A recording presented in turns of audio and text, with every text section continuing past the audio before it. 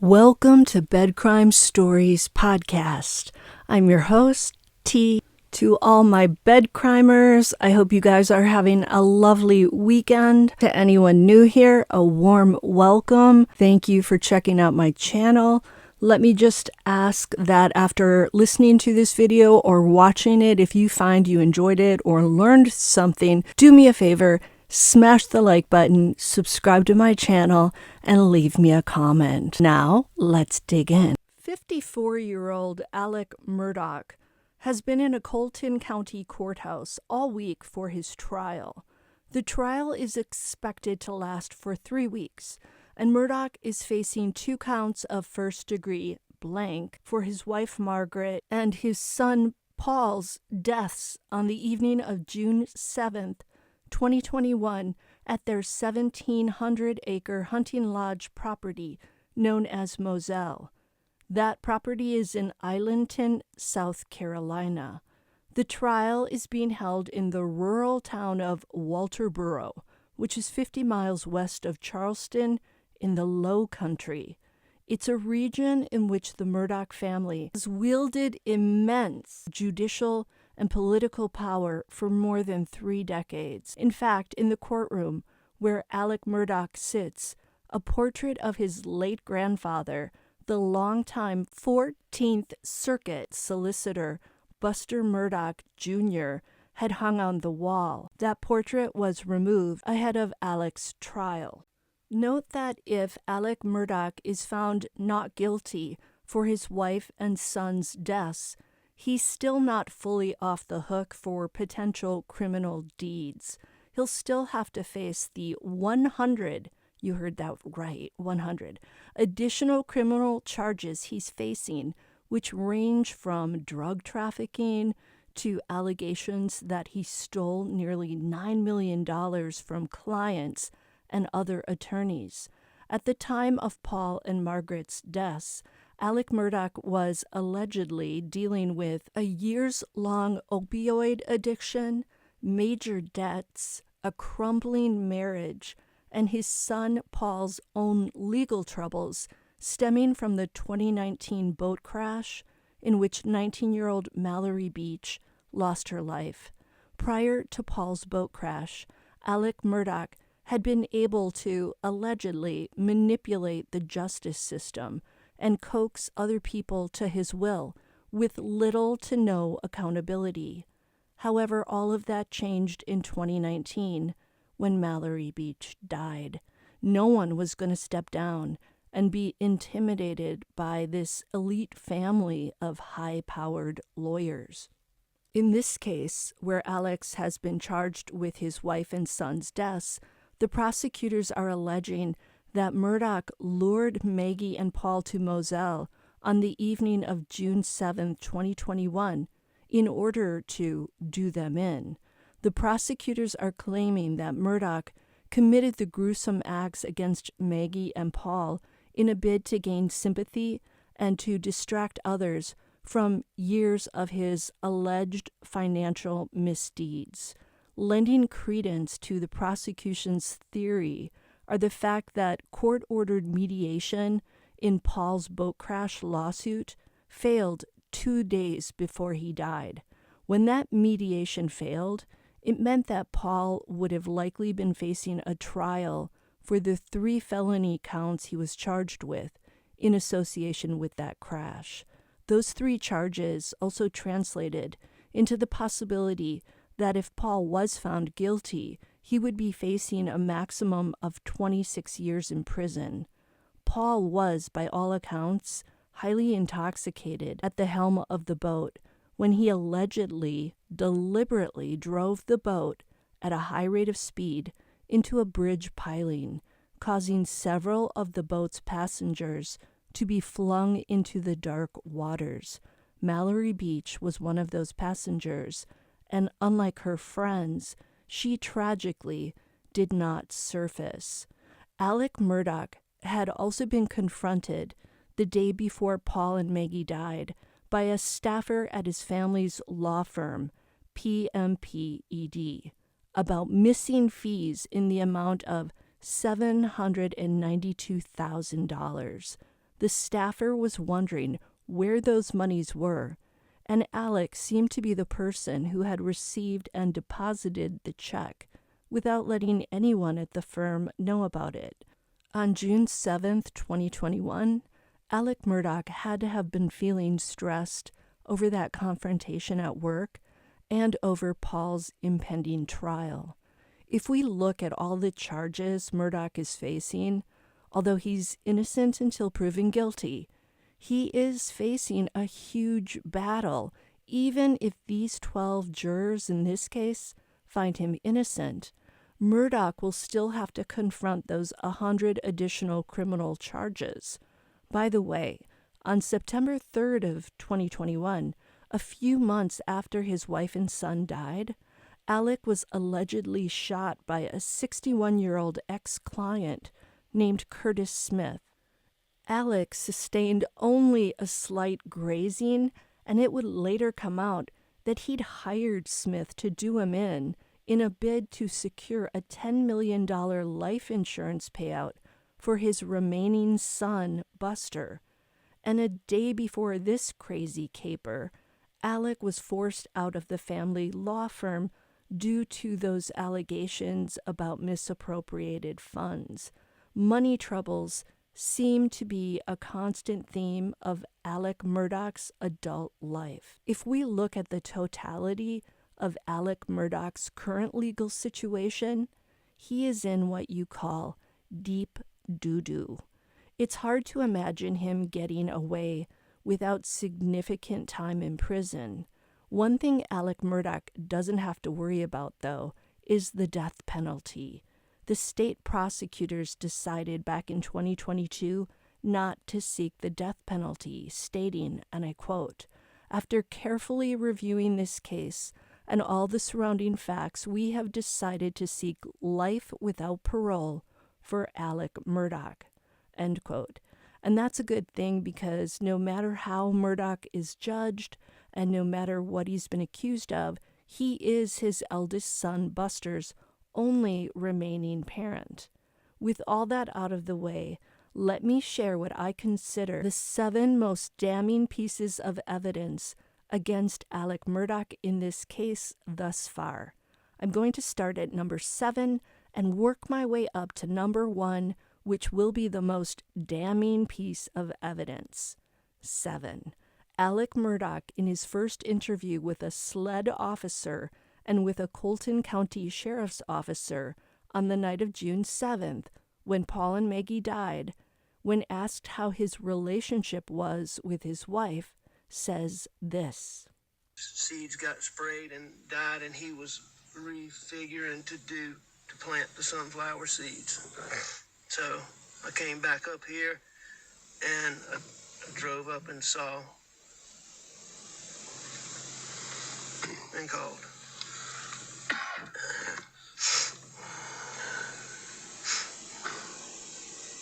Had Maggie and Paul been arguing over anything? No. What was their relationship like? Wonderful. Wonderful. How about yours and Maggie's? Wonderful. I mean, I'm sure we had little things here and there, but we had a wonderful marriage, wonderful relationship.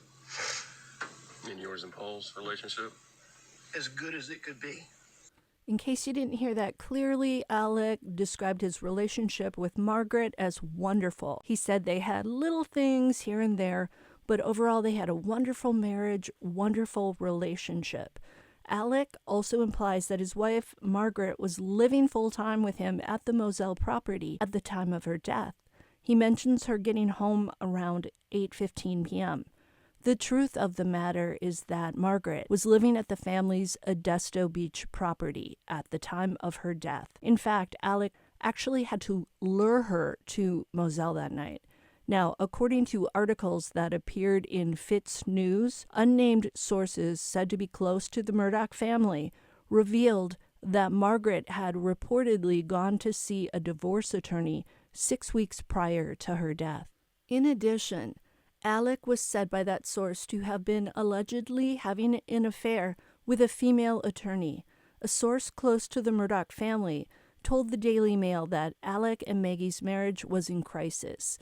and that they had reportedly argued over money and his drug use in the weeks before Margaret's death. Margaret was demanding answers about their dwindling funds. Source said, and I quote, "Alec and Maggie didn't look at each other like they were married.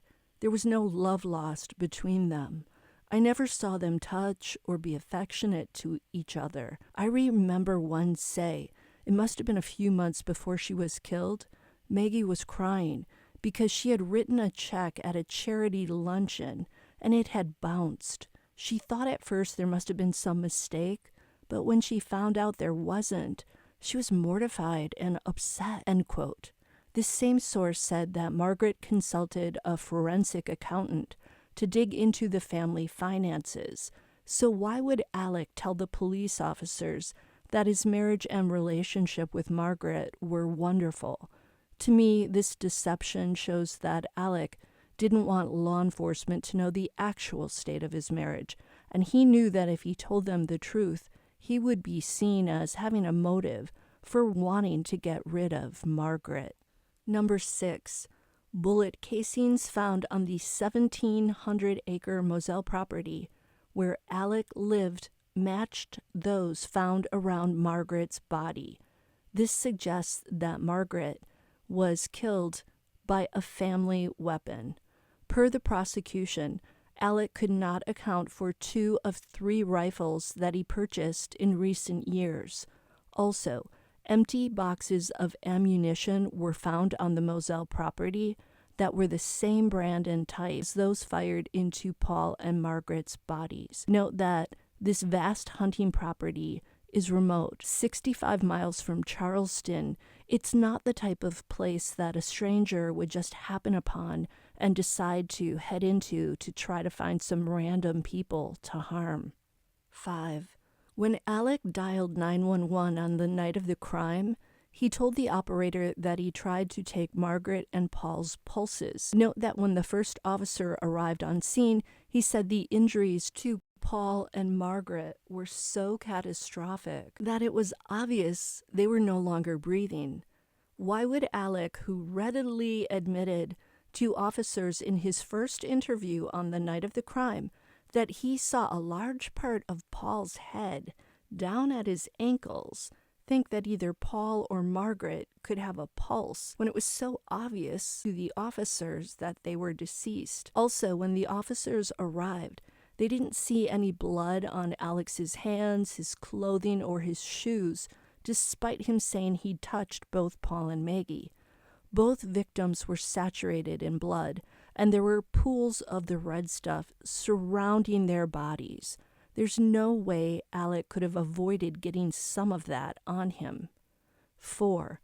When Alec greeted the first officers on the scene after dialing 911, he was wearing what appeared to be a spotless white t-shirt. To the visible eye, he was absolutely clean, and he had no speckles of blood on him, on his hands, or the shirt. We just talked about how difficult it would have been for him to avoid getting blood on himself after touching his wife and son. Well, guess what? Paul Murdaugh took 2 Snapchat videos on the evening he died. One of them, recorded at 7:56 p.m., shows his father, Alec, helping plant a tree. Alec is clearly wearing a light blue shirt in that video. This proves that Alec changed clothes at some point between 7:56 p.m. and 10:26 p.m. when the first responders arrived at Moselle on the night of the crime. Also, that white t-shirt that appeared to be so spotless, well, when it was tested by crime scene investigators, they found spots that could be blood, but they could also be rust or bleach. Probably blood though, right? 3. A raincoat that was covered in gunshot residue was located at Alec's parents' home in Varnville. Alec readily admitted to the police that he visited his dementia-stricken mother at her home on the night that Paul and Margaret died. In fact, Alec has tried to use that 20-minute drive to and 20-minute drive back from his parents' house as an alibi, saying he could not have harmed his son and wife because he wasn't at Moselle when they died. However, Paul and Margaret went silent on their cell phones, beginning at about 8:49 p.m. This indicates they were unable to answer or place calls or texts because they were likely no longer alive. Alec did not leave Moselle for his parents' house until 9:06 p.m. That's when his car was fired up for the drive to Varnville. 9:06 p.m. is also coincidentally when Maggie's cell phone orientation shifted to portrait, indicating the phone was in someone's hand. Between the gunshot residue on the raincoat and the timeline Alec provided, it would appear that he was likely at Moselle when shots rang out. In his second interview with law enforcement, Alec Murdaugh was caught on tape saying this.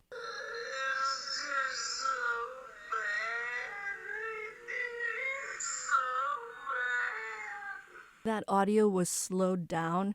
What the SLED officer Jeff Croft heard, and what I also heard, was Alec saying, "I did him so bad," in reference to Paul's death. We heard from the first officers on the scene how Paul was found. It's one of the most horrific injuries I've ever heard described. Paul also sustained a blast to his chest. Alex saying he did him so bad, in my opinion, is him acknowledging that he's responsible for Paul's grotesque and traumatic injuries. 1. The 58-second Snapchat video that Paul Murdaugh took on the night of the crime at 8:44 p.m. at the family dog kennels. 8:44 p.m. was just 5 minutes before Paul and Margaret's cell phones locked, and when the two victims went completely silent, never to use their phones again. In Paul's Snapchat video, we hear 3 voices: Paul's, his mother Maggie, and a third male voice. 2 witnesses told the court this past Wednesday that they are 100% certain that Alec Murdaugh's voice is the third one heard in the Snapchat video. Those witnesses are Paul's close friend, Rogan Gibson, and another of Paul's friends, Will Loving. Gibson, who described the Murdaughs as being like a second family to him, appeared very choked up while on the stand discussing Paul's untimely death. His voice actually cracked, too, when he was asked to point out the person in the courtroom whose voice he heard in the Snapchat video. I believe that cracking was from fear. Who could blame Rogan Gibson for maybe being fearful of Alec Murdaugh at this point? The 2 charges he's facing are enough to make anyone who's testifying on the prosecution's side tremble. Gibson and Loving's testimony that the male voice belongs to Alec undermines Alec's own statements to law enforcement that he was not at the scene of the crime when his wife and son were so brutally harmed. In my opinion, this is the smoking gun evidence of this case. If Alec was at the crime scene when the crime went down, there's simply no way of explaining that away.